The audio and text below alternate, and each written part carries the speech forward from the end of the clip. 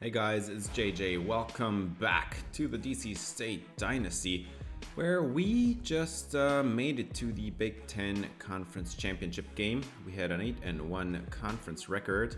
Following closely were Michigan State and Michigan, and for some reason, Michigan State actually was chosen as our opponent. Probably a lot easier game than playing Michigan, but here's an overview of all the national or the championship games, I guess. We've got Louisiana Tech and New Mexico State. We've got Toledo and Akron for the MAC, TCU and BYU for the Big 12. We've got App State and Texas State for the Sun Belt, Temple and Charlotte, Florida, LSU, UNLV, San Jose State for the Mountain West, and Georgia Tech and Clemson for the ACC. And we're going to get into this Michigan State Spartans roster now. Back in the day, they were our first ever win in Season 1. We were 0-11, and we played them in the last week of the regular season. We did win that game. And this is kind of a nice rematch, I guess, playing for the Big Ten Championship game. We're going to start out with the quarterback, Jarek Hoppies. 6'4", 219 out of Atlanta, Georgia. Former 4-star recruit. Hoppies has 99 throw power and is a great arm, but his accuracies are actually a little bit mediocre, especially down the field. But he does have a lot of speed, so he's a great athlete, but he needs to work a lot on his accuracies. Terrence Slater is the running back. Where's number 30? Slater, 6', 171, looks more like a receiver from the build, but a 6-foot running back you would expect to be like 210, 220. Slater is a very good receiver with decent route running and some solid speed. As that's the running back. Steve Durham is the number 1 receiver. Former 4-star, 6'4" with lots of athleticism. The catching ratings are very solid. He's a solid route runner, a decent one at least, and 93 speed. That is pretty good. Number 2 receiver on this team is number 9, Mike Hendricks, 6'2", 198, out of Chicago, Illinois. So they stole him from a couple states over, and Hendricks is not a great route runner at all. But he does have pretty solid hands, and he's got the athleticism that we're all scared of. 99 speed, 96 acceleration. We'll see how he's gonna do. And then we've got a pretty solid tight end here in George Chigoziem, 6'2", 239 out of Farmington, Michigan. Chigoziem is, for a tight end, a really good route runner. His catching ratings are in the 80s. He does have at least a little bit of speed. I mean, 85, that's actually very fast for a tight end in this game. It's really hard to get even speed in the 80s, honestly. For the offensive line, they've got 2 86 overall tackles there. I'm assuming they're both playing.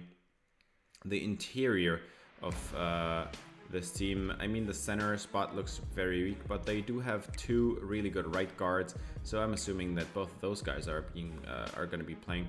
So overall, I'd say this is a solid line, but the center spot needs a little work. Forrest Pilstrom is the top edge rusher on this team. 88 power moves and 86 strength. That's a really good combination. 70 block shedding is not great, but at least he's a great tackler.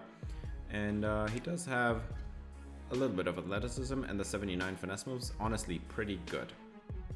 Now this is the best player on the team. And then we've got, as the co-best player of the team, the other edge rusher, Kevin Monroe, but he is injured. His season is done. He's not going to play anymore. And they've got yet another edge rusher here, and Kevin Bajorquez, who has 85 power moves. This dude is also like an 88 overall, so this edge rush duo is going to be unfreaking real. Bajorquez is a very good pass rusher with solid athleticism, a little bit of run-stopping ability. They've got a really good middle linebacker here in John Harewood.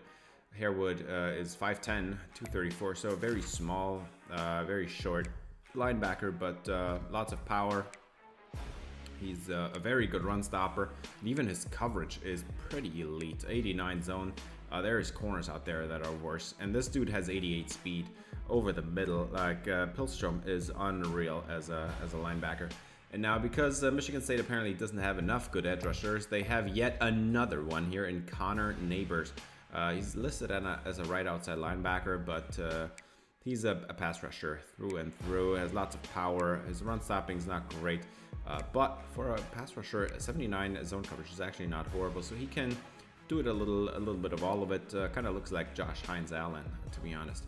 Top corner on this team is Jose Hui. He's 5'11", 179. Hui is a solid man coverage corner with 95 catching. That 75 zone coverage looks actually pretty awful.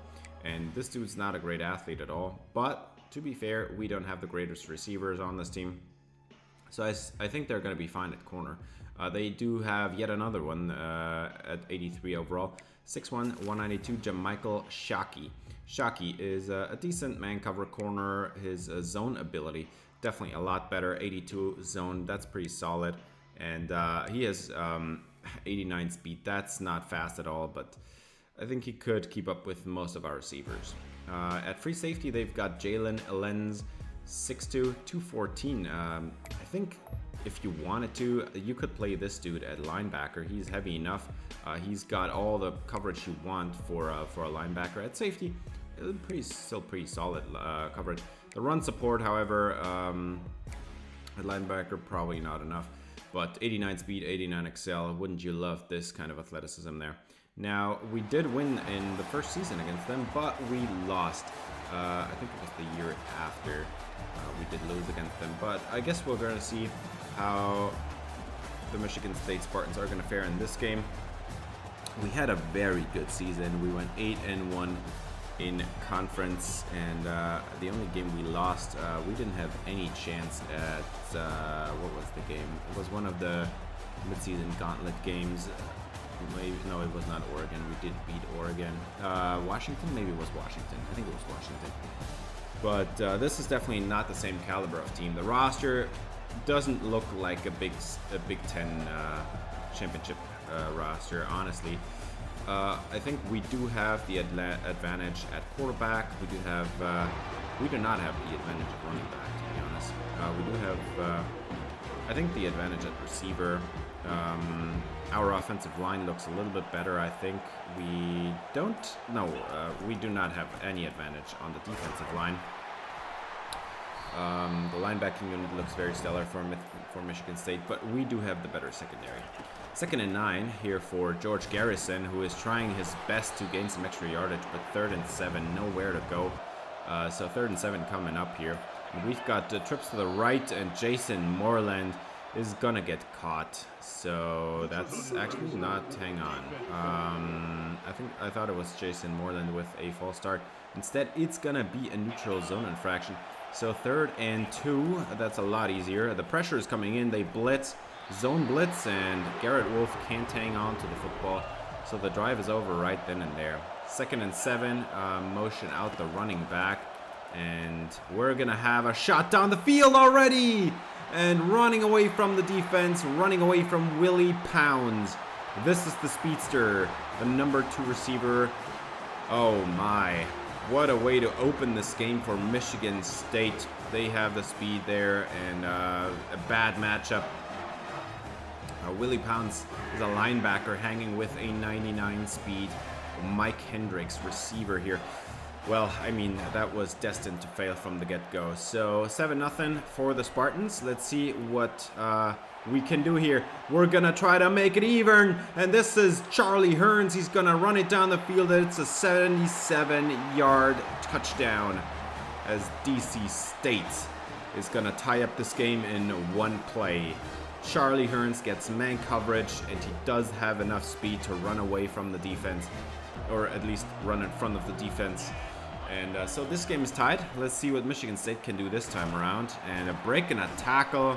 That's going to get him 7 yards as Hoppies makes a solid read there. 2nd and 3. And they've got Hoppies handing it off to Slayton now, and he's got a lot of room. That's 8 yards and an easy first down. DC State now in nickel defense. They're gonna have a run here, and Joe Mandarino storms downhill and prevents a first down. So 3rd and 3 coming up. 11 personnel, trips to the left, and Hoppies keeps, and he should have been taken down for a loss. Gavazza completely whiffed. Oh man, it's a first down, and they get a fresh set of downs, and Hoppies is gonna have another one-on-one shot for Hendricks, and this one's caught at the sideline. Steps out of bounds immediately after, but this is gonna be goal to go from the 8, and they're gonna dump it out there and making the tackle. That's Joe Mandarino. 3rd and goal. And Hoppies has a 4-man pressure, dumps it over the middle, and this one's going to be a 4th and goal. Now, they are just going to take the points here. So, chip shot field goal. No, they're going to fake it! And look who's there. It's Isaac York. He stops the play from happening. The senior takes it, makes this a turnover on downs, and now Austin Westbrook passing from his own end zone. He gets a few yards over to Charlie Hearns to get a little bit of breathing room. 2nd and 3 for Westbrook, and wide open is Garrett Wolf. That's a first down. Down to the 22, and about 8 yards on the play. 2nd and 11, and Westbrook is going to motion over Charlie Hearns, the man with the deep touchdown. And Hearns is going to get close to a first down here. 10 yards on 2nd and 11. 3rd and 1, close bunch to the left. Isolated receiver right is Wolf. Handed off, and this one's good. Garrison with a new set of downs. 1st and 10 from the 35. Garrison's the back, double twin set. And another handoff as DC State is going to go back to their identity. This is the Big Ten. We're going to run the football. And Garrison gets another first down. 2nd and 11, and this time it's going to be an RPO, and this one's going to be knocked down as he didn't see the linebacker running out there to the flats. And also pass interference on an offensive lineman for DC State. I do not know what happened there, but suddenly it's 3rd and 21, and Westbrook is just hoping for some kind of miracle as Wolf is actually going to get to the 50. And 4th and 7 from midfield. They are actually going to line up here, and somebody jumps off sides. That's going to be 5 yards extra. And suddenly it's 4th and 2. And that is a very manageable 4th down. I almost couldn't get better. So we're going to go for it here. Double twin set again. And Ellington is in the backfield. We're going to throw it. Somebody jumped off sides again. And Garrett Wolf has the first down anyway. So what does it matter that somebody jumped off sides? We're just going to decline that and take the yardage we got from Garrett Wolf, as we're already halfway through the 2nd quarter, by the way. 5 minutes away from halftime. And they're running some clock as Garrison runs it up the gut. Not much there. 4 yards is a solid gain. Now, split backfield, and we're still going to keep it with the pass here. Westbrook is going to get it away, and Wolf hangs on to this one. So another set of another new set of downs. 2nd and 7. Ellington's the back. He's going to get the handoff, and he is going to get to the marker, falling ahead. Nice piece of running here for Dalton Ellington. 1st and 10, and we've got Ellington again, and he is gonna get 4 yards, not too shabby, and suddenly we're almost down to the goal line. 2nd and 6, Westbrook is gonna go back. He's got another catch. It's made, but not in the end zone, so 3rd and 2. Close bunch to the left, isolated receiver right is Hearns, and into the end zone! That's George Garrison with the touchdown. Looked like he was going to be wrapped up in the backfield, but for some reason he was able to find an extra gear and fall ahead and tumble into the end zone. And suddenly it's a 14-7 game, and there's a minute and 12 seconds on the clock for Michigan State now to tie up this game, or at least get a field goal here. And what do you know? It's Trayvon Melvin. He's going to return it down to the goal line, and he is marked out of bounds at the 1. Are you kidding me? Trayvon Melvin perfectly read the defense or the offense's play here. He perfectly read the comeback route and took it all the way, and he tried to leap into the end zone. And we're gonna have a second look at this one, because look at the coverage on this one.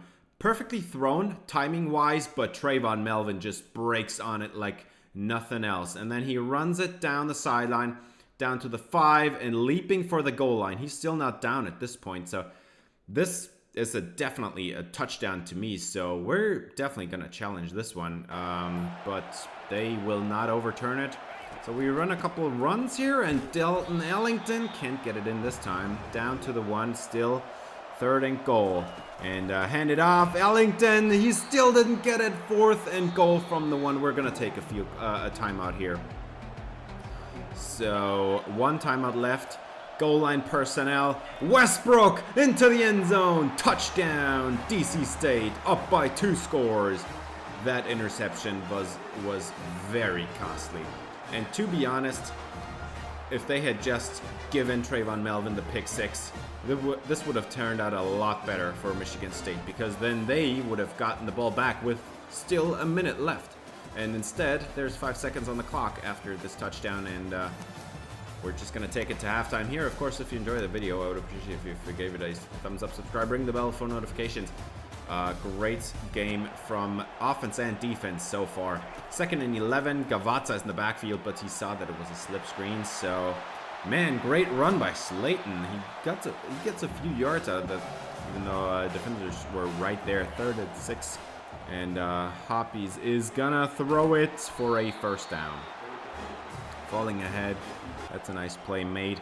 And now it's 1st and 10 from the 28. Hoppies is going to throw it over the middle to his tight end.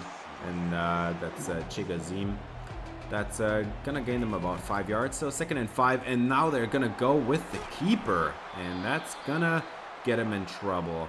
Now, while they probably did get the 1st down here, Hoppies has to come out of the game. And they're going to have to put in a backup against Austin Westbrook. Don't know if that's a great idea, but Slayton gets 4 yards. Slater, I've been calling him Slayton all day. Slater. 2nd and 6, and down. No, still not down. Finally, he goes down. Arnold Dozier in the backfield. Nice play by the edge rusher. Also, his senior season. He's in his final few games here. 3rd and 17. Let's see what the backup can do. I don't even know his name. And this one should have been intercepted. What are you doing, Mandarino? Gotta take it away there. 1st and 10 for Austin Westbrook after the punt. And he's just gonna reset his feet a couple times. Get it away to Isaiah Stockton, who has not made much of an impact today. That's his 1st catch. 8 yards. 2nd and 2. Ellington's the back. Trips to the left. And we're just gonna run it with Ellington. And downhill. That's gonna be a 1st down. 2nd and 8, and Ellington's the back. We've got trips to the right, trips to the left again. Westbrook gets it away, and Stockton can't hang on this time. 2 targets in a row was a little bit too much, I guess. 3rd and 8, and this is going to be a tough one. Westbrook gets it away, and Stockton makes up for it. He gets the 1st down. That's an 8-yard gain, exactly on the dot, crossing midfield in the process. 2nd and 11, Austin Westbrook standing tall in the pocket. And now he delivers a one-on-one shot down the field. And Charlie Hearns is going to haul it in. His 3rd catch on the day. And it's yet again a deep target. What a catch. I can't believe it. Charlie Hearns playing out of his mind. Westbrook, it's a quarterback keeper. Down to the 1. And he seems to be injured as well. So that's not great. I guess we're going to have to get Wade Scioli back in there, the lefty who hasn't been playing since his sophomore year. It's going to hand it off to Garrison, and this is another touchdown. DC State up by 3 scores, 28-7, and the Spartans not looking too Spartan. 1st and 10, Hoppies seems to be back in the game, and he's going to throw an RPO screen, and that one's going to be a 1st down. A little bit too easy there. Steve Durham with the 1st down. 2nd and 10, trips to the right, motion out Slater, so technically quads to the right, I guess. And the catch is made on the other side of the field. 1st down, Michigan State. They're going to move the ball here, I guess. Hand it off. No, this is a quarterback keeper. They are going to try it again, and Mandarino triggers downhill, prevents the further damage, but it was a 7-yard run. So 3rd and 1 now, and Hoppies has a 4-man pressure. He gets it away, and the flag is down as Arnold Dozier was collapsing the pockets, and half second too late, he would have gotten the quarterback there if he had gotten there a little bit earlier. Arnold Dozier with the roughing the passer, so that's a 15 on top. 2nd and 8, and Hoppies is gonna try to scramble, and he gets met by 3 guys. And the first one there is actually the slot corner, Jimmy Busby. So 3rd and 15, so that's not gonna be fun. Let's see what Hoppies can cook here. 4-man pressure, pocket is collapsing, 1-on-1, end zone, incomplete. It's Baskerville knocking it down. 4th and 15 from the 30. They're just gonna take the points here because they're not gonna convert a 4th and 15 very often, and you're in field goal range, so might as well take the points. But that is still going to leave this game at a 3-score advantage. And we're going to have another run here for George Garrison as DC State is going to go back to the run game. We just started the 4th quarter, and they are going to run clock. Trips to the right. Dalton Ellington's the back end. Hand it off. This one's going to be a nice juke move. 9 yards for Ellington. 3rd and 2. Split backfield. Heath McGinnis checks in. Haven't seen much of him today, but he does get the first down. Ran into a block, but doesn't matter. Just get the first, and we're just going to run some more clocks. Clock's down to 6.5, and Ellington gets about 7 yards or something. 3rd and 3, and now Heath McGinnis checks back in, gets another carry, and he doesn't get the first down. But he crosses midfield, 4th and 1 from here. I mean, you have to do it, right?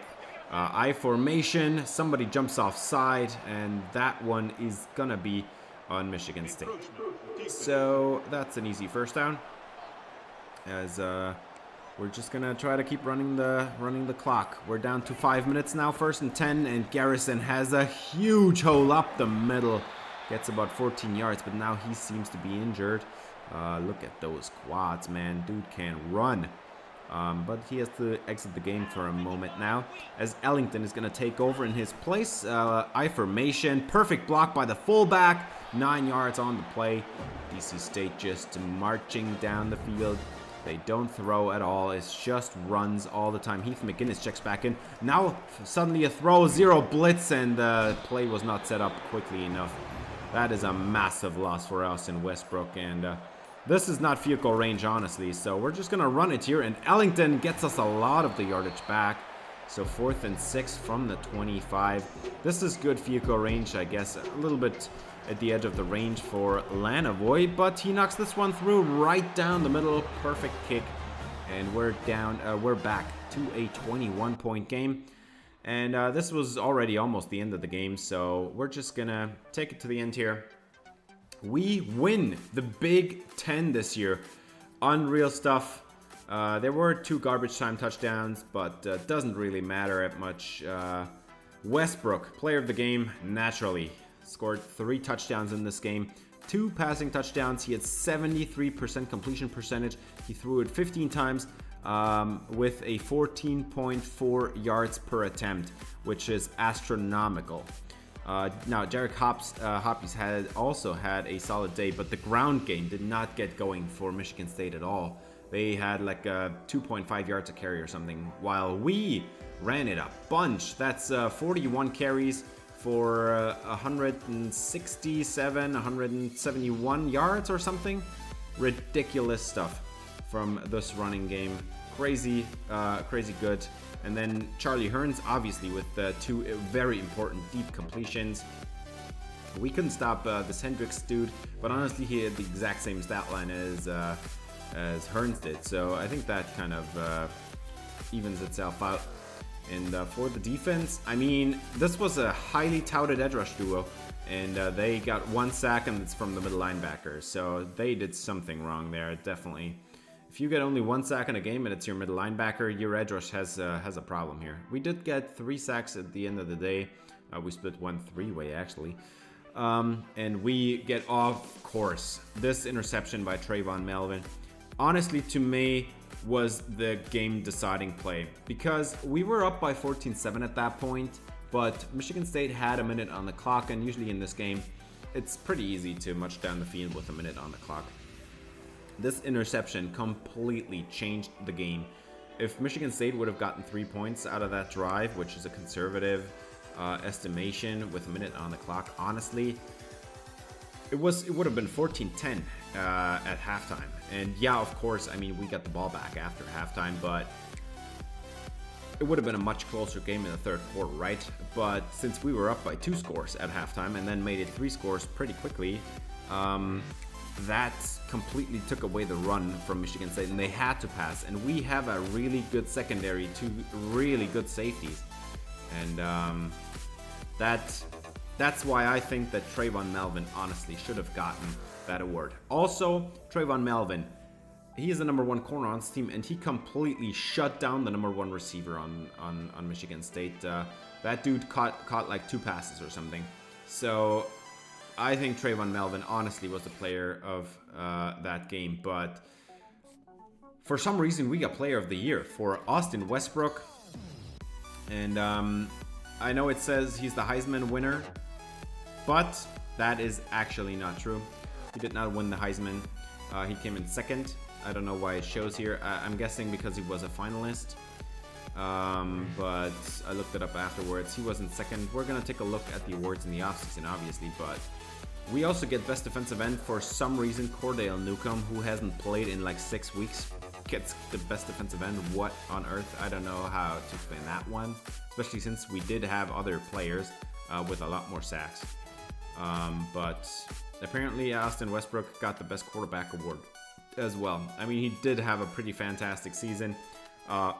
I know 27 passing touchdowns doesn't sound like much, but he also did contribute, I think, 11 or 12 rushing touchdowns. So, I mean, that equates for something, right? I mean, it was obviously all designed runs or quarterback sneaks, and but still. And then this is the dude that really surprised this year. His senior season, he gets 12 sacks. Crazy year. And now we're just going to take a quick look at the playoff. We are actually ranked number 1 in the country. And as the best conference winner, we get a bye week. But I think we have the toughest, well, the second toughest. That North Carolina and Michigan pairing down there for BYU doesn't sound good. But we get TCU and Georgia. That's almost as bad. Appalachian State, for some reason, if they won the hang on, what is that? The Sun Belt. I think Appalachian State won the Sun Belt. They might get San Jose State if they're lucky. That is a ridiculous matchup. But let's be honest. I mean, Notre Dame has got to blow out San Jose State, to be honest. And then Florida down there, they might have an SEC rematch against Tennessee, or they might play Stanford, who won the... Actually, they didn't win anything. They were just a good team this year. Never mind. I'm starting to talk nonsense here.